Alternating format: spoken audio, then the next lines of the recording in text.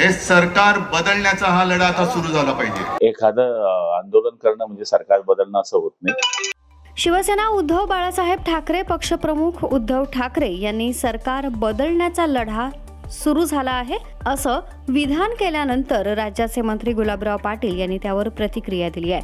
आंदोलनाच्या जोरावर सरकार बदलत नसून विकासाच्या कामांवरच सरकारचं भवितव्य ठरत असल्याचं त्यांनी स्पष्ट केलंय. माध्यमांशी संवाद साधताना गुलाबराव पाटील म्हणाले, एखादं आंदोलन केल्यानं सरकार बदलत नाही. सरकार हे विकासावर अवलंबून असतं. जो विकास करेल तोच टिकेल.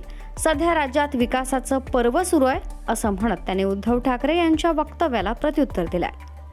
दरम्यान आंदोलनाच्या पार्श्वभूमीवर पंतप्रधान नरेंद्र मोदी किंवा केंद्रीय गृहमंत्री अमित शहा यांनी आंदोलकांची भेट घेतली नसल्याच्या प्रश्नावरही गुलाबराव पाटील यांनी भूमिका स्पष्ट केली. ते म्हणाले, सरकारचे प्रतिनिधी म्हणून कुणीतरी त्या ठिकाणी जाणं महत्त्वाचं आहे. मोदी गेले किंवा शहा गेले यापेक्षा सरकारच्या वतीनं प्रतिनिधी जाऊन चर्चा करणं अधिक महत्त्वाचं आहे. दरम्यान आंदोलनाच्या मुद्द्यावरून सत्ताधारी आणि विरोधकांमध्ये आरोप प्रत्यारोप सुरू असून या वक्तव्यांमुळे राज्यातील राजकीय वातावरण आणखी तापण्याची चिन्ह आहेत.